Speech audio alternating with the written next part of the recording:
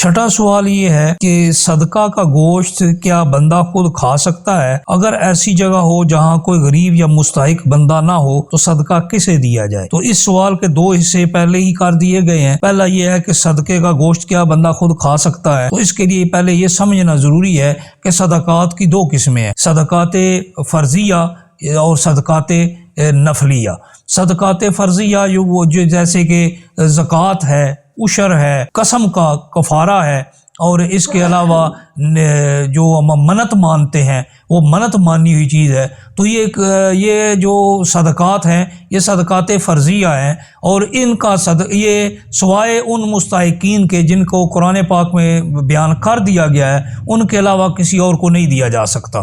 اور اس لیے اگر ان صدقات کا گوشت ہے، اگر ان کے لیے کوئی جو ہے نا ہمارے پاس جو جانور ہے، ہم نے منت کا جانور دینا تھا یا ہم نے زکوٰۃ جانوروں میں سے نکالنی تھی، تو اس صورت میں صدقہ فرضی ہوتا ہے، تو فرضی صدقہ بندہ خود نہیں کھا سکتا، نہ خود کھا سکتا ہے، نہ اس کے اصل کھا سکتے ہیں، نہ اس کی فرع کھا سکتے ہیں، کیونکہ اصل سے مراد اس کے آباء و اجداد ہیں اور فرع سے مراد اس کی اولاد ہے۔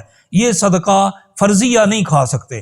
نفلی صدقہ وہ کھا سکتے ہیں، لیکن وہ بھی ایک محدود مقدار میں، زیادہ یہ نہیں کہ وہ صدقہ سارے کا سارا وہ خود ہی کھا لے۔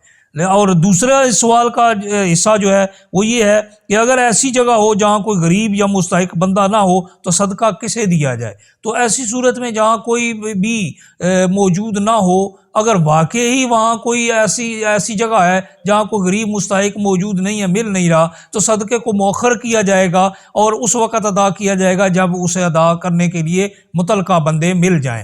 اور اگر ایسی جگہ ہے جہاں واقعی کوئی نہیں ہے تو صدقے کو منتقل کیا جائے گا، اور ایسی جگہ صدقہ جو ہے نا وہ ادا کیا جائے گا جہاں پر غرباء و مستحقین موجود ہیں، ان پر صدقہ کو خرچ کیا جائے گا۔ واللہ اعلم بالصواب۔